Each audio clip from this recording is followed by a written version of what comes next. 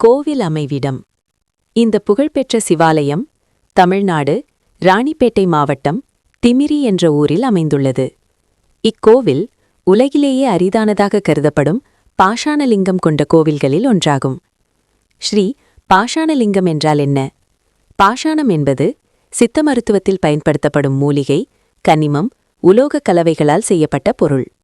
சில பாஷாணங்கள் விஷமாகவும் சில மருந்தாகவும் பயன்படும். நவபாஷாணம் என்றால் 9 வகை பாஷாணங்களின் கலவையால் செய்யப்பட்ட தெய்வ வடிவம். திமிரி கோவிலில் உள்ள சிவலிங்கம் நவபாஷாணம் கொண்டு செய்யப்பட்டதாக நம்பப்படுகிறது. அதனால் இதற்கு மருத்துவ சக்தி இருப்பதாக பக்தர்கள் நம்புகின்றனர்.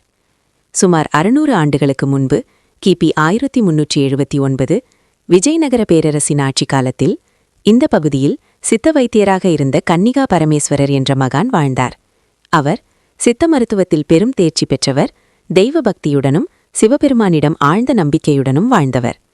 ஒருநாள் மனிதர்களின் நோய்களை நீக்கும் சக்தியுடன் ஆன்மீக அருளையும் தரும் ஒரு பாஷாண சிவலிங்கம் உருவாக்க வேண்டும் என்ற தெய்வ உந்துதல் அவருக்கு ஏற்பட்டது.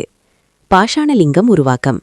கன்னிகா பரமேஸ்வரர் 9 வகை பாஷாணங்கள், அரிய மூலிகைகள், சித்த மருந்து கலவைகள், மந்திர தந்திர ஆகம முறைகள் இவை அனைத்தையும் இணைத்து பல மாதங்கள் கடுமையான தவமும் தியானமும் செய்து ஒரு சிறிய ஆனால் சக்தி மிகுந்த பாஷாணலிங்கத்தை உருவாக்கினார்.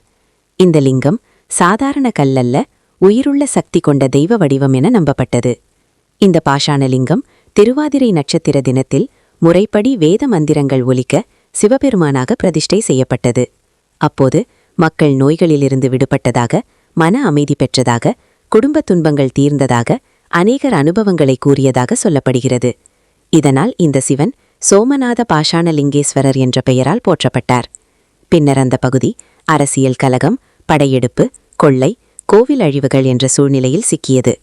இந்த பாஷாணலிங்கம் அழிந்தால் மீண்டும் உருவாக்க முடியாத ஒன்று, தவறான கைகளில் சென்றால் ஆபத்தானதாக மாறக்கூடிய ஒன்று என்பதால் கன்னிகா பரமேஸ்வரர் அதை பாதுகாக்க முடிவு செய்தார். அவர் லிங்கத்தை தேன் மெழுகு கொண்டு மூடி ஒரு பாதுகாப்பு கவசத்தில் வைத்து கோவில் குளத்தின் அடியில் புதைத்தார். அதோடு அதன் இருப்பிடம் பற்றிய ரகசியத்தை சில ஓலைச்சுவடிகளில் மட்டும் குறிப்பிட்டு எதிர்காலத்தில் தகுதியானவர் கிடைத்தால் மட்டுமே வெளிப்பட வேண்டும் என்று எழுதி வைத்தார்.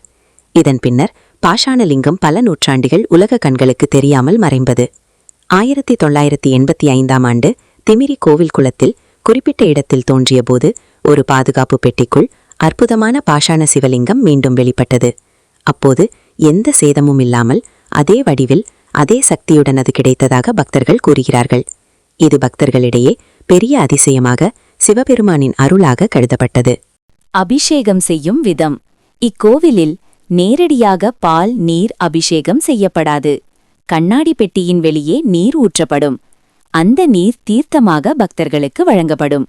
இந்த தீர்த்தம் நோய்களை நீக்கும், மன அமைதி தரும், வாழ்க்கை தடைகளை அகற்றும் என்று பக்தர்கள் ஆழ்ந்த நம்பிக்கை கொண்டுள்ளனர். தெய்வீக நம்பிக்கைகள். பக்தர்கள் கூறும் அனுபவங்கள்.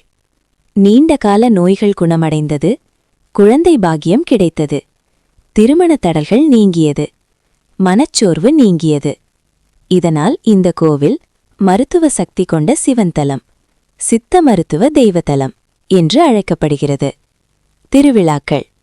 இங்கு சிறப்பாக கொண்டாடப்படுவது பிரதோஷம், பௌர்ணமி, மகாசிவராத்திரி, திருவாதிரை.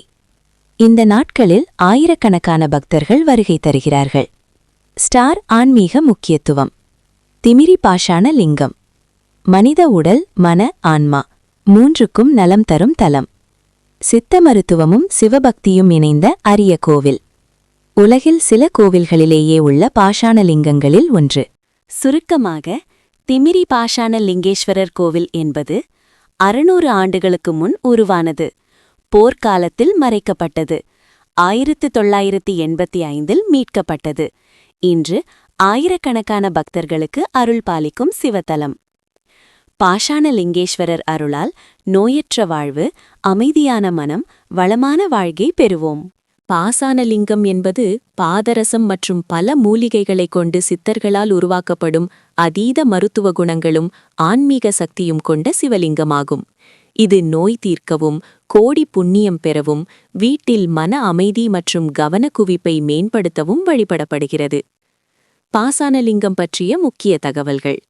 உருவாக்கம். திரவ நிலையில் உள்ள பாதரசத்தை ரசத்தை சித்தர் பெருமக்கள் குறிப்பிட்ட மூலிகைகளைக் கொண்டு கட்டி லிங்க வடிவி மாற்றுவார்கள். இது ரசம் என்பதால் இரசலிங்கம் என்றும் அழைக்கப்படுகிறது. நவபாஷாணம் 9 வகையான நச்சு பாஷாணங்களை சரியான விகிதத்தில் கலந்து பழனி போன்ற தலங்களில் போகர் போன்ற சித்தர்கள் நவபாஷாண லிங்கங்களை உருவாக்கியுள்ளனர். மருத்துவ குணம்: பாசான லிங்கத்தின் மீது அபிஷேகம் செய்து அந்த தீர்த்தத்தை உட்கொள்வதால் நாள்பட்ட நோய்கள் குணமாகும் மற்றும் உடலின் வாதபித்த கபங்கள் சமநிலைப்படும் என்று நம்பப்படுகிறது. வீட்டு வழிபாடு: சிறிய அளவிலான பாசான லிங்கத்தை வீட்டில் வைத்து வழிபடலாம். இது கவனச்சிதறலை நீக்கி மன அமைதியை தரும். சிறப்பு: கோடி ஸ்படிகலிங்கங்களை வழிபடுவதற்கு சமமான பலனை ஒரு பாசானலிங்க வழிபாடு தரும் என்பது நம்பிக்கை. பானலிங்கம் வேறுபாடு: பாசானலிங்கம் என்பது செயற்கையாக செய்யப்படுவது. ஆனால் பானலிங்கம் என்பது நர்மதை ஆற்றில் இயற்கையாக கிடைக்கும் வழுவழுப்பான லிங்க வடிவ கல்லாகும். இது மிக உயர்ந்த சிவ அம்சமாக கருதப்படுகிறது.